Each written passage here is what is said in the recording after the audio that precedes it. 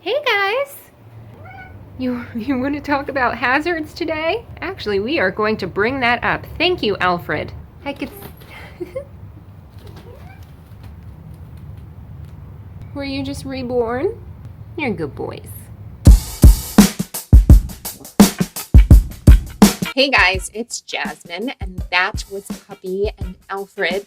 And today we're continuing on with this kind of cautionary series on different hazards or dangerous foods or things around the house, in this case, which can be very, very dangerous for your cat. So far, we've covered hazardous chemicals that can be laying around the house, as well as dangerous foods that you should never feed your cat. But today, we are going to talk about additional hazards in the household that you may not have even thought of that could potentially really harm your feline fur baby. Before we get started, let's kick this week off with the Meowt-Out of the week, which goes to two people again this week. And those two people are Perkita Seaman and Breezaroo. Thank you guys so much for letting me know your favorite part of last week's video. I appreciate you and your engagement and your likes and your being a part of the Cat Lady Fitness family so much. And if anybody else would potentially like to be the Meowt-Out of the week in next week's video, all you have to do is like this video and then let me know in the comments below what your favorite part of today's video was. And by the way, if you're new here, welcome. We put out a video every Catterday and usually sprinkled in throughout the week as well. And they tend to be about kitty nutrition, especially raw cat food, but also care tips and things like today's video, and of course, things for humans, including workouts and nutrition talk and stress management tips and a whole lot more. So if you'd like to join us, feel free to click that subscribe button here on YouTube, or if you are watching this on Facebook, go ahead and follow our page, Cat Lady Fitness. All right, so like I mentioned a couple of weeks ago, we had the toxic household products video for your cat that you might want to watch. There's also a safe versus toxic plants and flowers video. But as always, check out my cat stuff playlist because there are probably, I think, close to 200 videos there right now on all the things that I talk about. So make sure to check that out once you're finished watching this video. So household hazards for your cat. I'm going to start off with one that a few people have commented on. I appreciate your concern, but that is lit candles around the house. As you can see over there, those are live lit candles.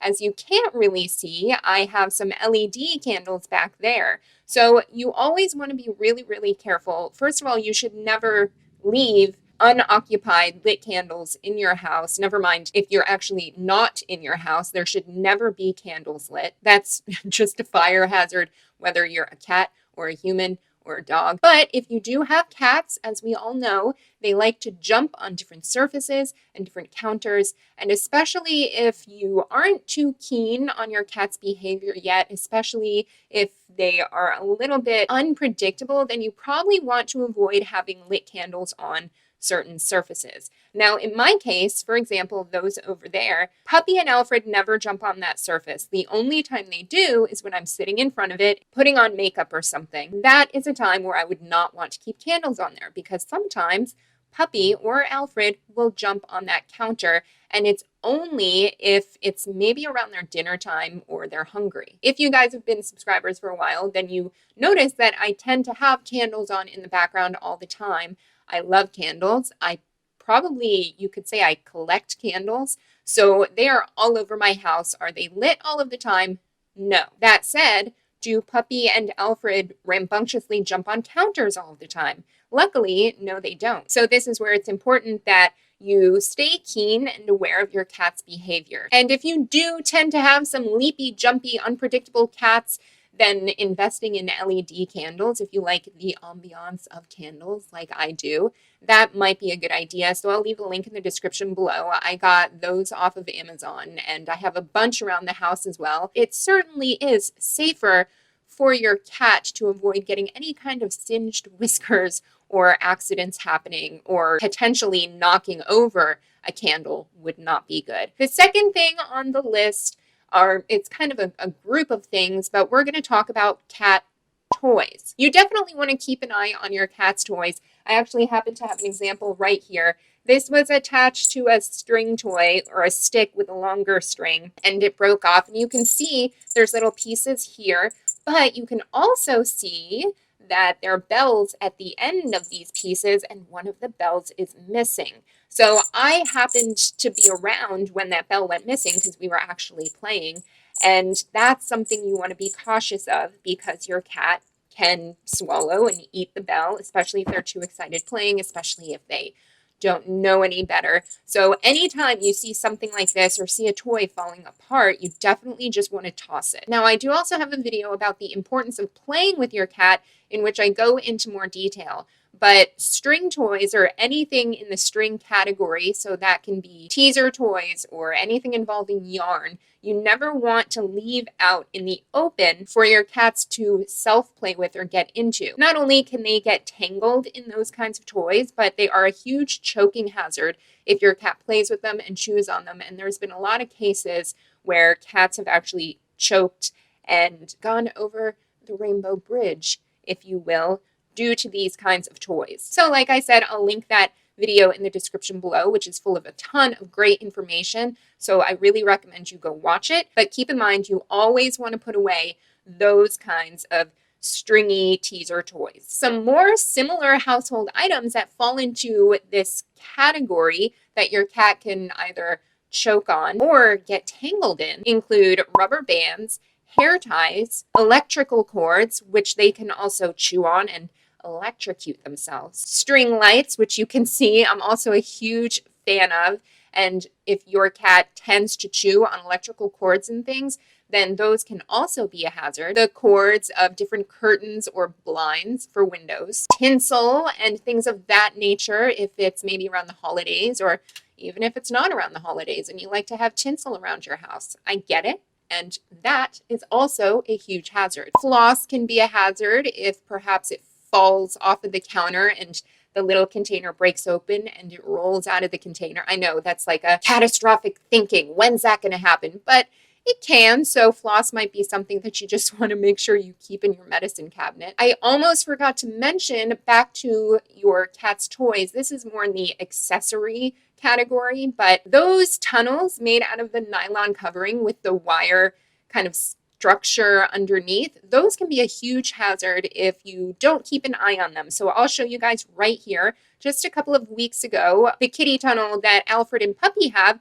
I noticed that a huge piece of metal was sticking out of the end. So you can see that here. Now, this lasted at least 3 or 4 years. So it took a while for this one to go under like this. But as soon as I saw that, my first thought was, I wonder if I can maybe clip this off with some of those tools to cut hard metal. But then I'm like, you know what? They're really not that expensive anyway. And I feel like they need a new one. So I ordered this one off Amazon, which I kind of like better, and it seems like they took to it right away too, and they love it. So make sure you check on your kitty tunnel and even your kitty condos and any kind of accessories for your cat to make sure that little pieces that could potentially puncture them and harm them aren't sticking through or out. And then take immediate action to remove it, repair it if possible, or just throw it away. Another potential household hazard is loose screens and even loose screen doors, because if you're in a tall building, needless to say,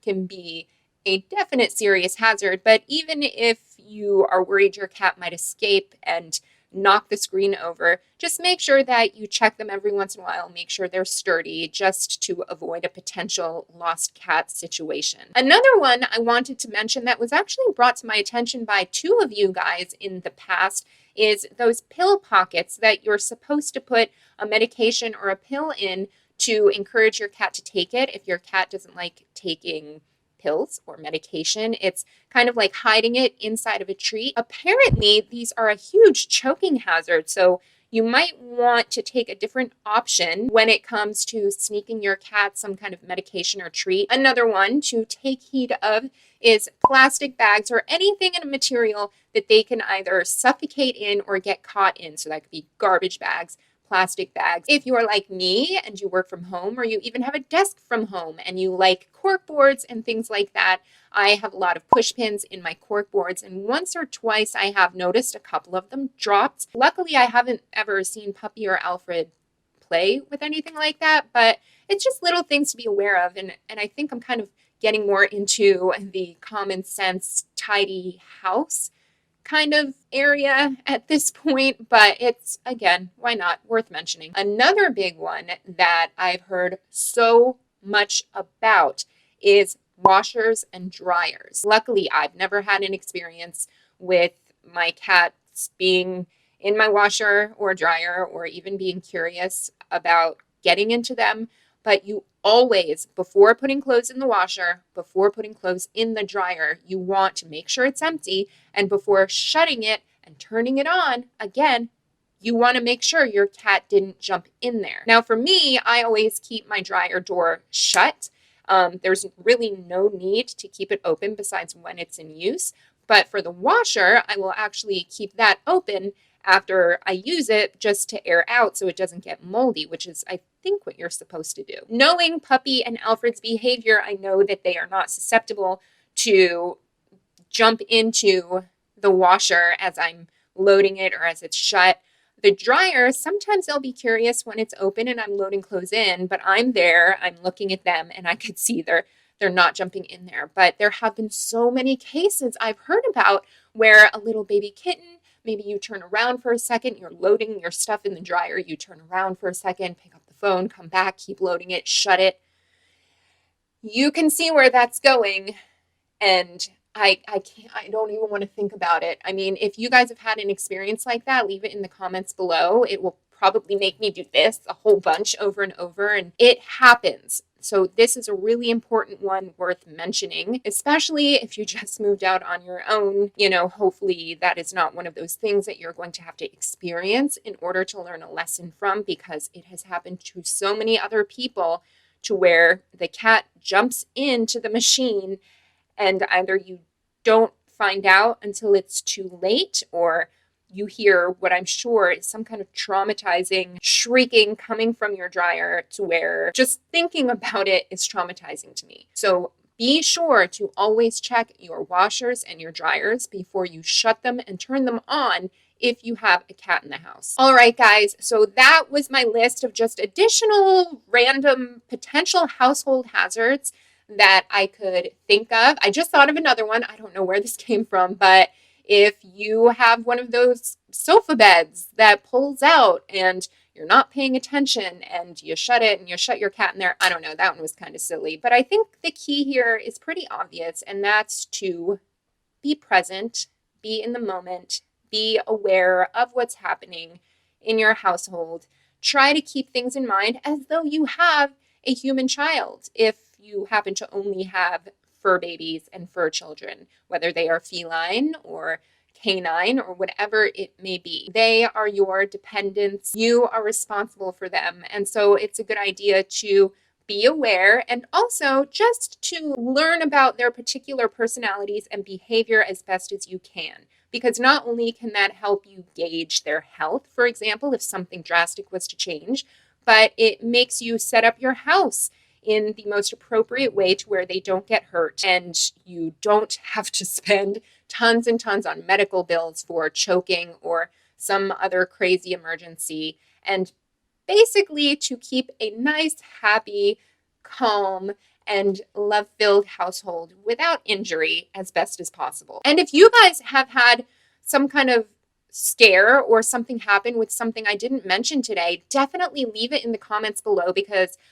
you'll help other people learn of potential hazards that they might not have otherwise thought of. All that said, I hope you guys found this video interesting or helpful. Please click that thumbs up below, because that helps me know the content that you like to see, and it also helps other people potentially see this video in their suggested bar and learn useful things when it comes to taking care of their beloved house lions. Click that subscribe button if you want to join the family. Remember to check out the 50K giveaway video, which I put up just a few days ago. You have until October 31st, just about, to apply and enter to win a whole bunch of fun things. As always, thank you guys so much for watching, and I will see you in the next video.